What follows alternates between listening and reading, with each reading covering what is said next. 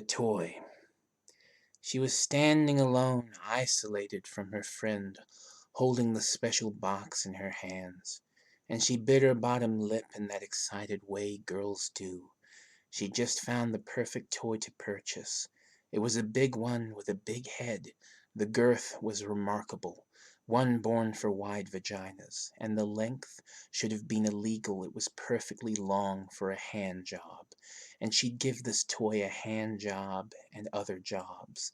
She'd be its employment agency. Ah, every orifice satisfied by a rubber devil. Yummy! She thought so. But it was a tad expensive, because sex toys always are an arm and a leg, or in this case, a penis, one of God's great replicas. God's dick with its Nemo, a perfect mold of the male porn star God Adams. What a stud he was! She'd been watching him since she was a child. As a little girl, she swatted her fly to his bulging muscles and big juicy cock. But that wasn't the best of it. The best came when he would say something romantic out of nowhere to his co-stars. "Take this load down your slutty throat," he said once. Jane remembered the scene so fondly. It taught her about romance. "Jane, there you are. I've been searching for you," Donna said. Donna was Jane's best friend. Like a true adventurer? Jane wondered. "Ah, I left my Indiana Jones hat at home. Sorry," Donna said. Then they both laughed, like girls laugh. "Oh shit! What's the time, Donna?" Jane asked. Donna looked down at her wristwatch. "It's almost 3 o'clock, Jane." "Why?" Donna asked. "I've got to go," Jane said. She was about to split when she looked back at God's replica. She hadn't let go of it. She felt like she was being torn apart by obligation and fancy. She had promised she'd go out on a date with her mother's church friend's son, Augustus, but her fancy was trapped in plastic, its man gleam piercing its packaging with provocative allure. "God damn it!" Jane swore. "What is it, Jane?" Donna asked. "I really want to buy this, but I don't have enough money on me right now," Jane said. Donna looked at the price on the packaging. "Jesus!" she let out. "It's worth it," Jane said. "I suppose," Donna said. "It is," Jane said. "Okay, it is," Donna agreed. "Too bad I don't have the money on me," Jane said. "Wait a minute. My brother's buddy Mike knows the owner of the store personally. I'm sure he can get you a discount," Donna said. "Are you sure about that?" Jane asked. "I wouldn't lie to you, Jane. I can see how much you like that," Donna said. She looked at the price one more time and couldn't hide from shaking her head a little in disapproval of her friend's choice of purchase.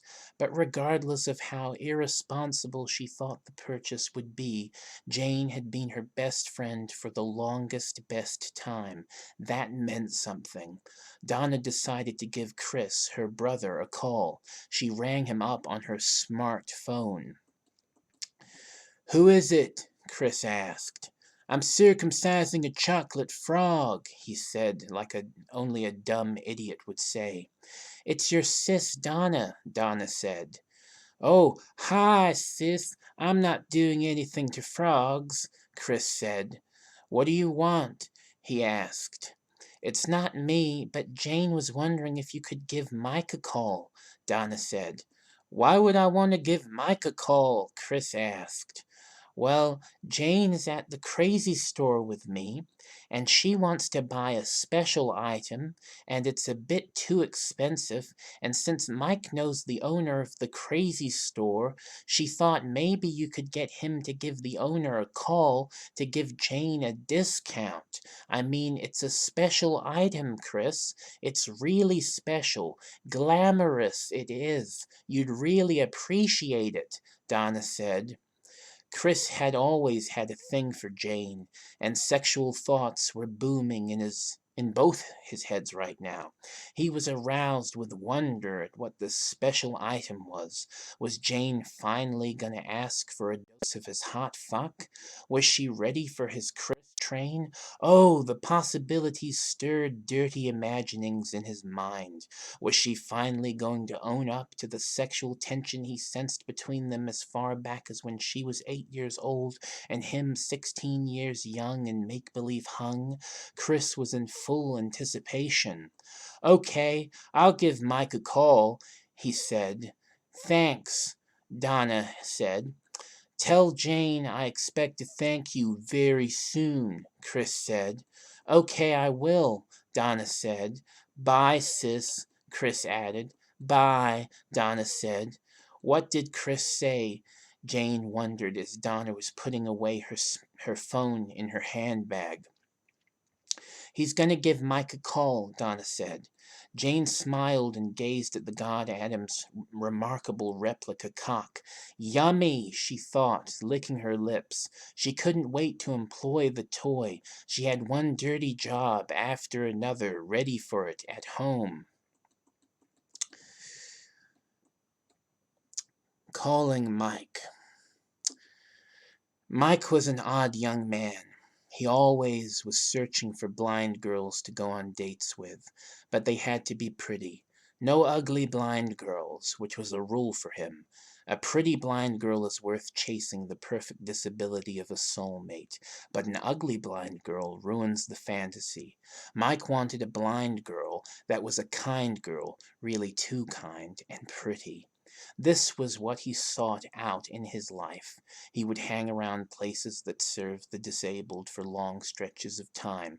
But in this pitiful town he lived in, he was having no luck finding anything but ugly deaf girls. He figured you had to go to a city to find the blind, because they use their ears to paint their mind worlds, so they'd probably like crazy metropolises that are very noisy. It was a letdown Mike was situated in silent nothing town where everything is meaningless and no blind pretty girls exist. This depressed Mike, who threw sandwiches at people's faces as he walked down the sidewalk in Columbo-esque garb. He wasn't a detective, and he certainly wasn't a TV detective, but he dressed like one and kept sandwiches in his trench coat. Just cheap mayonnaise they were, and he would throw them at people whenever he felt blue. There was a big fat woman walking across the road from him in a sundress, and he threw one right at her sweaty neck. That's mayonnaise, bitch, he swore. The big lady ran away like he was going to chase her with the sandwiches, and he was, but he got a call on his smart phone. Hello, he said. Mike, Chris here, Chris said. Hey, Chris, how's it hanging? Mike asked. Jane needs your help to make my dreams come true, Chris said. Plain Jane needs my services? Mike wondered. Yeah, buddy, she needs something only you can do, and then she's gonna surprise me with something amazing, I sense, Chris said. Well, anything for you, Chris, but I'm no magician, Mike said. Well, you know your friend who owns the sex store? Do you think you could get him to give Jane a discount on a particular item she wants to purchase for my dick? Chris asked.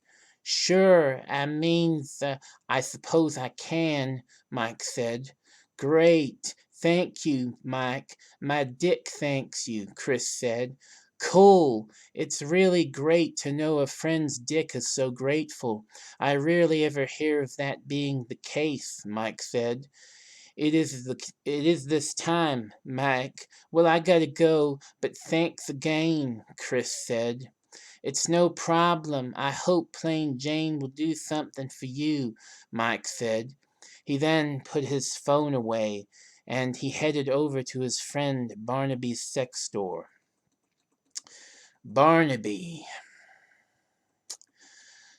A sex store is a really sexy place, and there aren't enough of them.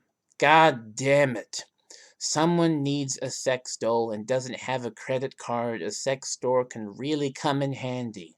Barnaby had owned his sex store for his whole life.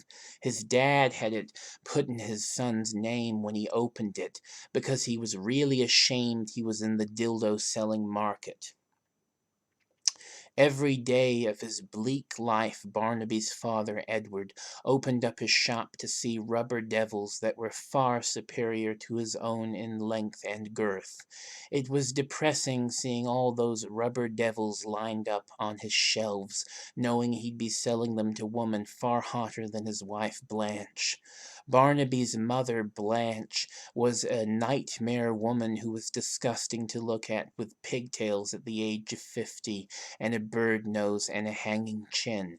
Anybody married to her would want a sex doll to escape into, and Edward didn't tell any of his customers, but at night, some nights, when he'd had enough of Blanche's disturbing sexual advances, he would go and remove a sex doll and stalk out of its packaging and have a sweaty, passionate romp with it, and not sanitize it afterward.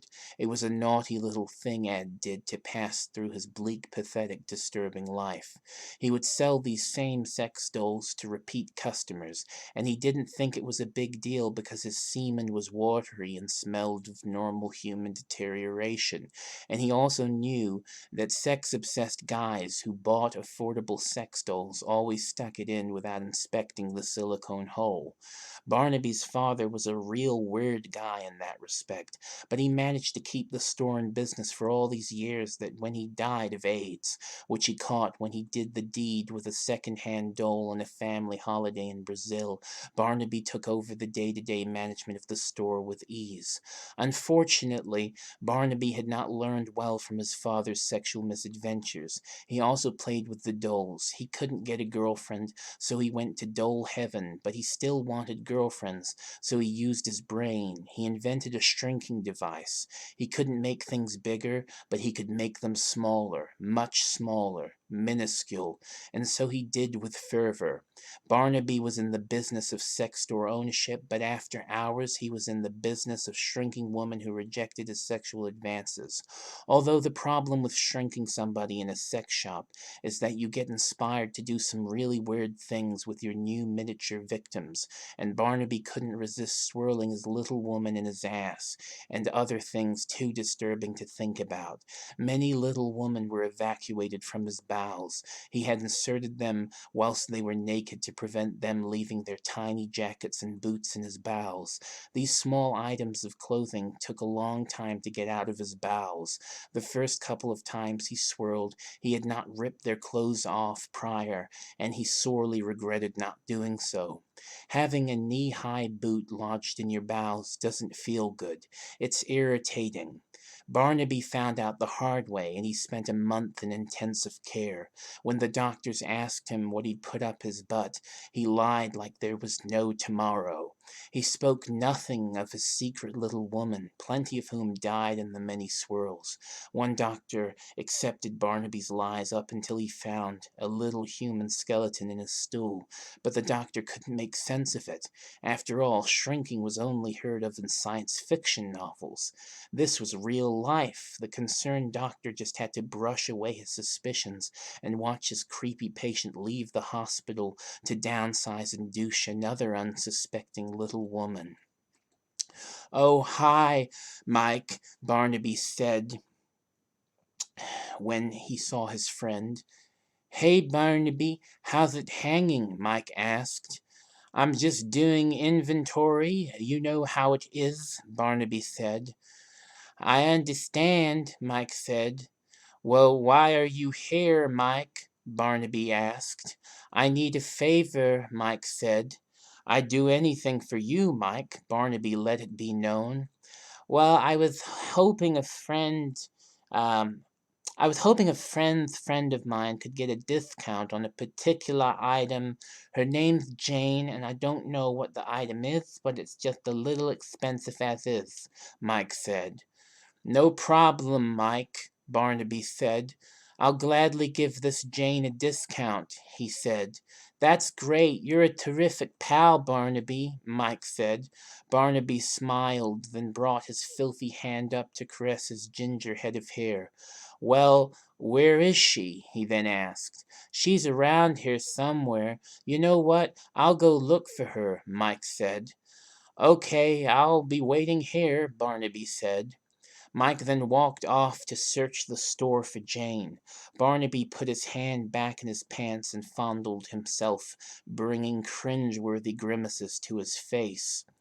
Little bits of cheese fell out from between his teeth. His lunch for today had been the usual cheese sandwich, nothing but cheese on rye, and he hadn't brushed, because Barnaby never brushed his teeth, and it smelt really gross, especially when he licked his filthy lips, letting more cheese escape his mouth.